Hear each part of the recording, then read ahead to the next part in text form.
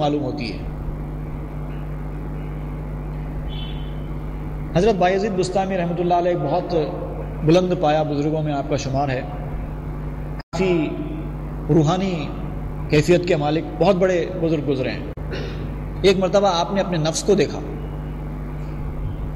ایک مجسم کیفیت میں دیکھا، تو دیکھا کہ ایک چپکلی ہے۔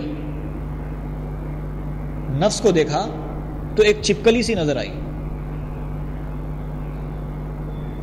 اور چپکلی بھی ایسی چپکلی تھی کہ اس کے سر میں تو جان ہے لیکن باقی جسم جو ہے بیکار ہو گیا ہے، کسی کام کا نہیں۔ آپ نے اس چپکلی سے پوچھا، اے میرے نفس، تو بتا یہ حالت تیری کیا ہے؟ تیرا دھڑ تو بالکل بیکار ہو چکا ہے اور تیری منڈی میں برابر دم ہے، اس کا کیا سبب ہے؟ تو اس نے کہا کہ آپ نے میری مخالفت کرتے کرتے مجھے آدھا ندمہ کر دیا ہے،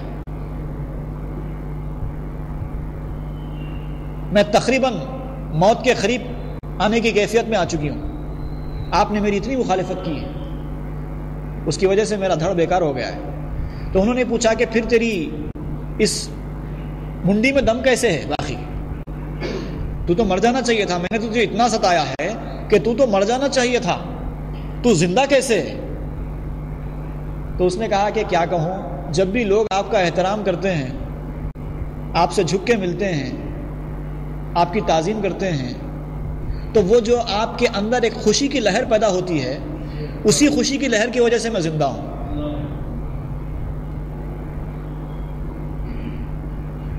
یہ ہوتا ہے نفس۔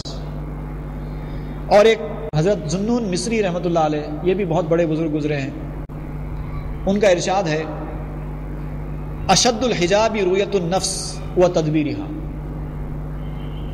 اللہ تعالیٰ کی راہ میں آنے والے حجابوں میں سب سے خطرناک حجاب ہے اپنے نفس کو دیکھنا، یعنی اپنے آپ میں اپنی نفس کو دیکھنا، یعنی میں بھی کچھ ہوں، یا میرا بھی کچھ معاملہ ہے، میری بھی کوئی شخصیت ہے، میری بھی ایک ذات ہے۔ وہ تدبیرها، اور پھر اس کو قائم رکھنے کی تدبیر کرنا، اپنا مقام بنانے کی کوشش کرنا، اپنا ایک حلقہ بنانے کی کوشش کرنا۔ یہ جو کوششیں ہوتی ہیں دنیا میں، اپنا ایک عزت، اپنا ایک مقام بنانا اور پھر اس کو سنبھال کر رکھنے کی کوشش کرنا، اور یہ سمجھنا کہ میں نے اپنی عزت خود بنائی ہے، میں نے اپنی دولت خود پیدا کی ہے، میں نے اپنا نام خود پیدا کیا ہے۔ تو یہ جو اپنے آپ کو دیکھنا ہے، یہ سب سے بڑا حجاب ہے اللہ کے راستے میں آنے والا۔ حضرت ابو یزید رحمۃ اللہ علیہ، یہ بھی بہت بڑے بزرگ گزرے ہیں، ان کا ارشاد ہے کہ نفس دراصل ایک صفت ہے، ایک ایسی صفت ہے جس کی تسکین سوائے باطل کی اور کسی چیز سے نہیں ہوتی۔ آپ اپنے نفس کی تسکین کسی چیز سے اگر حاصل کرنا چاہتے ہیں تو سوائے گمراہی کے راستے کے اور آپ کہیں نہیں جا سکتے۔ اور حضرت جنید بغدادی رحمۃ اللہ علیہ ارشاد فرماتے ہیں، اساس الکفر قیامک علی مراد نفسک، تم اپنے نفس کی خواہشوں کو پورا کرنے کی جو کوشش کرتے ہو، یہی کفر کی ایک بنیاد ہے۔ آدمی اسی سے کفر کی طرف جاتا ہے۔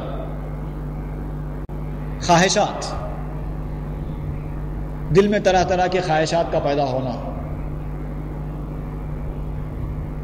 یہ کفر کی راستے پر آدمی کو لے جاتا ہے، بنیاد ہے یہ کفر کی۔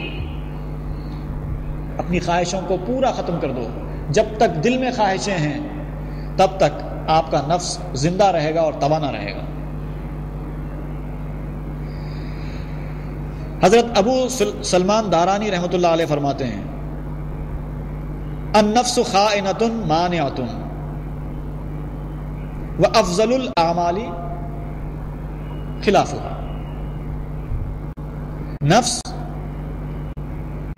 دھوکے باز ہے، امانت میں خیانت کرنے والا ہے، مانعۃ روکنے والا ہے اللہ کے راستے میں، اور اسی لیے بہترین عمل یہ ہے، تمام اعمال میں سب سے افضل عمل یہ ہے کہ ہمیشہ نفس کی خلاف ورزی کرتے رہا کرو۔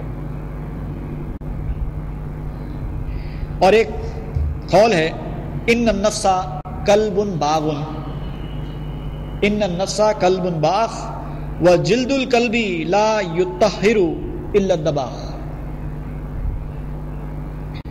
نفس ایک سرکش کتا ہے،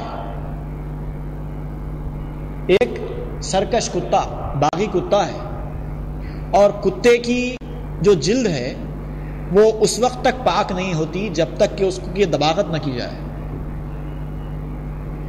نفس کو جس طرح سے اگر آپ کھلا چھوڑ دیں گے تو وہ آپ کو کبھی پاک نہیں کرنا جب تک کہ اس کی دباغت نہیں کی جاتی چمڑے کی، جب تک چمڑا پاک نہیں ہوتا۔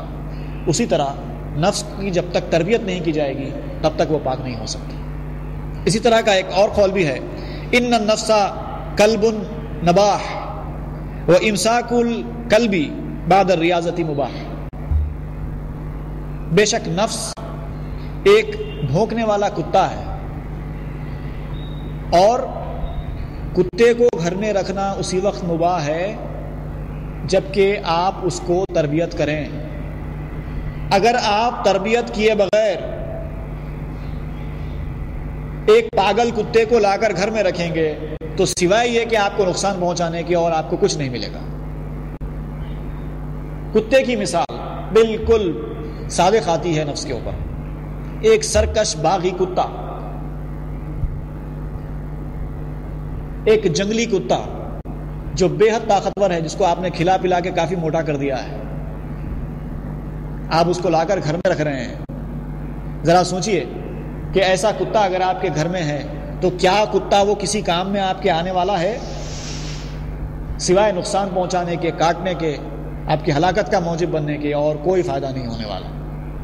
اور اسی کتے کو آپ مناسب تربیت کے بعد اپنے اشاروں پر ناچنے والا بنا کر اگر گھر میں رکھیں گے تو یہی کتا جو کل تک آپ کا دشمن تھا، آپ کو نقصان پہنچا رہا تھا، یہی کتا آپ کے گھر کی رکھوالی کرے گا۔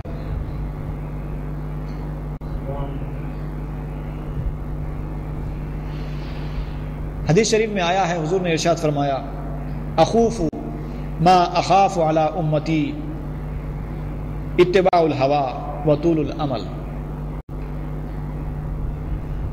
حضور نے فرمایا کہ مجھے اپنی امت سے شرک وغیرہ میں مبتلا ہونے کا خوف نہیں ہے، کیونکہ میں نے توحید کی ایسی تعلیم دے دی ہے امت کو کہ اب میری امت شرک وغیرہ میں مبتلا نہیں ہوگی۔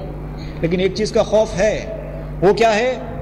کہیں میری امت اپنے ہوا کی، اپنی خواہشوں کی، اپنی آرزوؤں کی، اپنے نفس کی اتباع کرتے ہوئے اور لمبی لمبی امیدیں باندھتے ہوئے، بڑی بڑی خواہشیں رکھتے ہوئے تباہ نہ ہو جائے۔ اس چیز کا حضور صلی اللہ علیہ وسلم نے خوف ظاہر فرمایا۔ ایک مرتبہ حضور اکرم صلی اللہ علیہ وسلم ایک غزوے سے لوٹ رہے تھے، آپ نے ارشاد فرمایا، رجعنا من الجہاد الاصغر الى الجہاد الاکبر۔ اب ہم چھوٹے جہاد سے بڑے جہاد کی طرف لوٹ کر آئے ہیں۔ صحابہ نے پوچھا، یا رسول اللہ وہ کون سا جہاد ہے؟ اب تو ہم جہاد سے آ رہے ہیں اور آپ کہہ رہے ہیں کہ چھوٹے جہاد سے بڑے جہاد کی طرف آ رہے ہیں، تو اب یہ بڑا جہاد کون سا ہے؟ تو حضور نے فرمایا، الا وہی مجاہدۃ النفس، خبردار ہو جاؤ، یاد رکھو کہ وہ نفس سے مجاہدہ ہے، نفس کا جہاد ہے۔ وہ چھوٹا جہاد تھا جس میں آدمی مارتا مرتا، مارے تو غازی مرے تو شہید، قصہ ختم۔ ایک دن، 2 دن، 8 دن، 10 دن کی جنگ ختم، برخاست، کوئی ٹینشن نہیں، کوئی پریشانی نہیں، مرنا تو وہ آخر ہے۔ جہاد میں مرے، ایک تلوار گردن پہ چلی، 2 ٹکڑے ہو گئے، چلو مر گئے، جنت مل گئی۔ بڑی آسانی کے ساتھ اتنی بڑی جنت مل جاتی ہے ایک ہی وار میں، اور اگر جی گئے تو غازیوں میں شمار ہو گیا۔ جہاد میں حصہ لینے والوں میں شمار ہو گیا، بہت بڑے اجر کے مستحق بن گئے، جنگ ختم ہو گئی، گھر کو آ گئے۔ لیکن یہ جہاد ایسا ہے جو ختم ہونے والا نہیں ہے، یہ جہاد تو زندگی بھر ہے، صبح نیند میں سے اٹھنے سے لے کے رات میں سوئے رات تک ہے، جہادی جہاد ہے، ہر دم لڑنا ہے۔ تو اسی لیے وہ چھوٹا جہاد ہوا اور یہ بڑا جہاد ہے۔